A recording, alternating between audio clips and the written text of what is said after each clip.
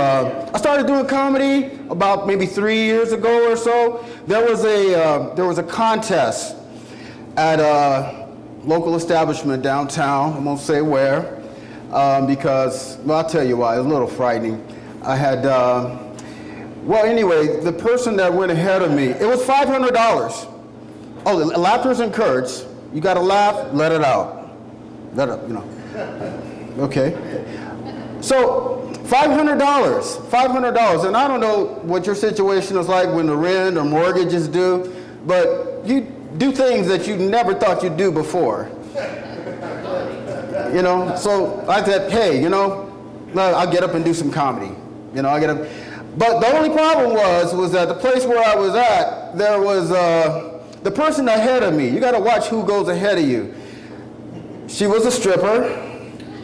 She was on the pole. She was butt naked. All the guys, there were guys in the audience, majority of the guys. They were in various stages of pleasuring themselves before, you know, they call my name out there, you know.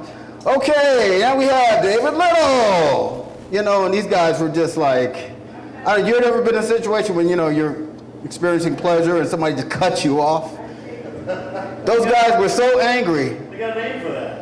Yeah, those guys were so angry, just, you know, I got booed. I got booed so hard. You know how hard I got booed? How hard did you get booed? I got booed so hard, I thought that place was haunted. Every time I walk past that place now, I get a cold chill up my spine, and I keep going. Honestly, true story, true story. So, anyway, in the news, we have been a lot of adoptions and things like that lately of African American children. You know, people doing humanitarian things. We have what Madonna has done that, Angelina Jolie, and most recently who? Sandra Bullock. Sandra Bullock. Well, let's. Our president had former President Bill Clinton.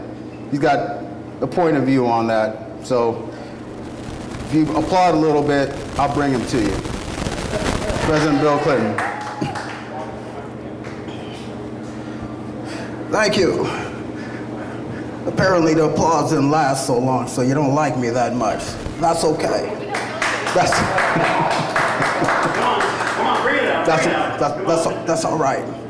Yeah, a lot of women are trying to adopt the third African American president. I'm the first African American president. Obama's the second African American president. And they're trying for a third.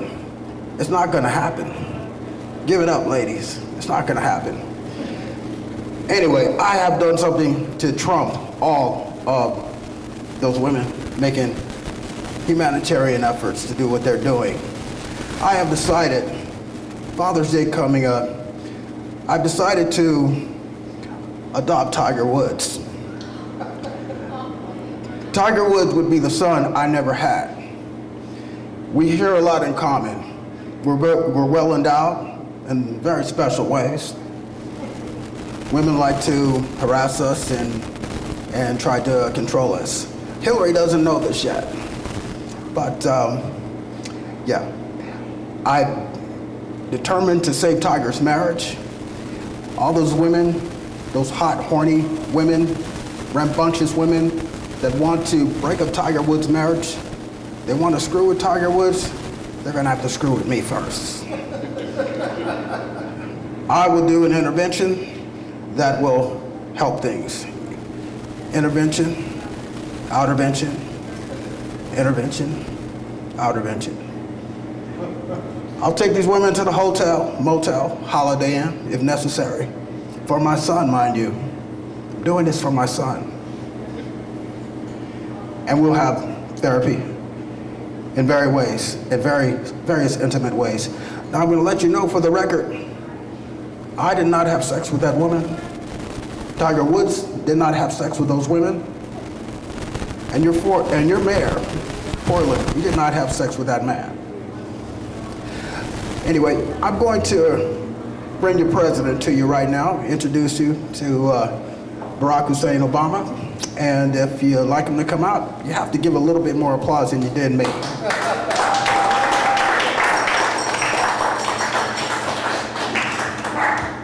Thank you. Thank you. Thank you. People of the world, Portland, Oregon, my inebriated brothers and sisters here tonight, this is our moment. This is our time. There's no challenge we cannot meet. For when faced with impossible odds of making all of you laugh, we've been told we're not funny. We can't make you laugh. Or we shouldn't even try.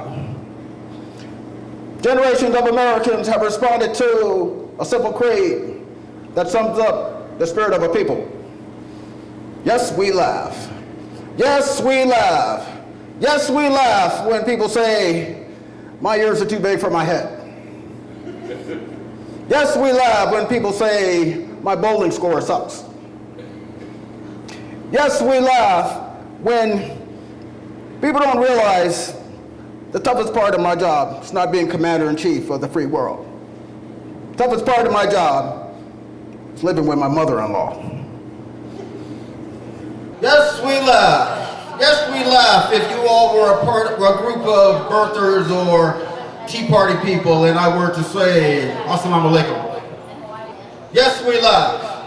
Yes, we laugh. When we grab a card over there at the table and watch David Little's show, David Little's short laughs. Yes, we laugh. Yes, we laugh. Thank you. God bless you. God bless the United States of America.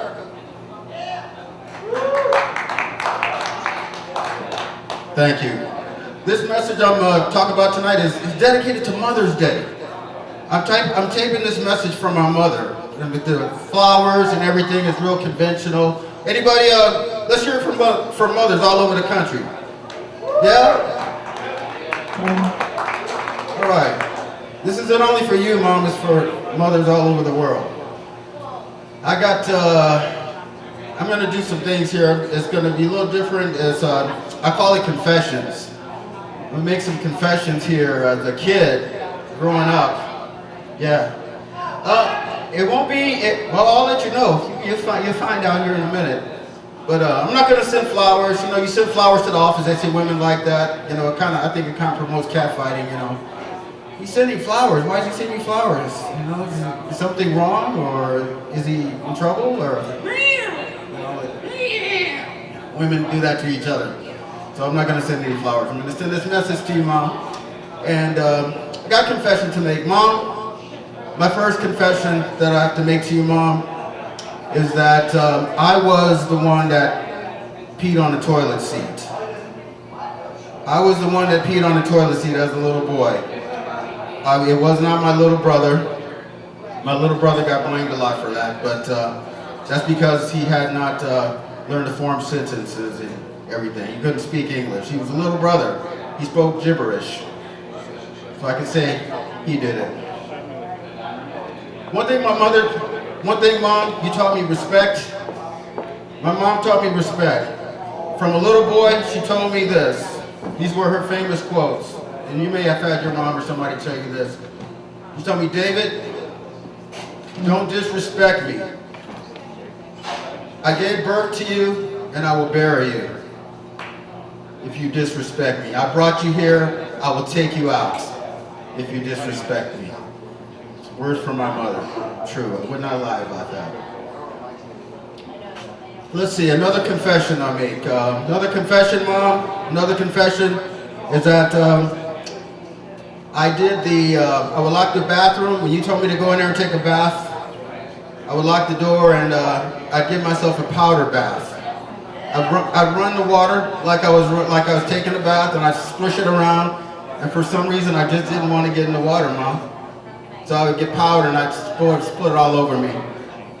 I didn't always pass the sniff test. See, like women got this incredible sense of smell. See, boy, get your butt back in the water. What are you doing, you know? But sometimes I would fool her. Sometimes I would fool her. The powder bath. I confess, Mom. I'm guilty of that. Mom, I'm guilty of having a clean room. My room was clean But the only reason my room was clean because I threw all the junk under the bed. Yeah, I confess, Mom, I did that. You thought I had a clean room, but everything was underneath the bed. Mom, I confess to getting into your stash of chocolate. I would find where you would put we come from the store, and I knew you would get some good stuff, some good candy that we would never get. So I had to find it. Kind of like an Easter egg hunt, kind of funny. I find your stash, and Mom, I would eat just enough so you wouldn't notice. But I would get into your stash of chocolate. I confess, Mom. Mom, I confess that, I actually needed an attorney at times. When, Mom, you were really good at interrogating me. I was so scared, you would like beat me over the words, you beat my words over my head. You'd say like, why did you do it, David? David, tell me why you did it. And I wanted to plead the fifth. I didn't want to give you any ammo. But I would say, I said, I don't know why I didn't do it, Mom. I don't know. I don't know why I did it. And you would say, you didn't know? You banged me over the head with, you didn't know? And I would try to shut up. I would try to, don't you remember me telling you that, not to do it? And I'd say, no, I don't remember. And then she would say, oh, so you're calling me a liar. I couldn't win.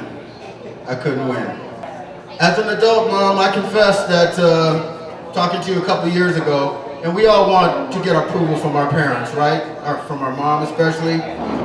She called me on the phone. She goes, so what are you doing nowadays? I said, oh, I'm doing a project working on a project with Usher. Well, Mom, I confess, I was actually working in a movie theater as an usher. I confess, but you know what? I'm coming clean because I love you, Mom, and mothers all over the world. I want to say thank you for what you do, and thank you for listening to this message. Happy Mother's Day, Mom. Happy Mother's Day to all the women in the world. Thank you all for listening. I'm David Little. Thank you, Rock Bottom.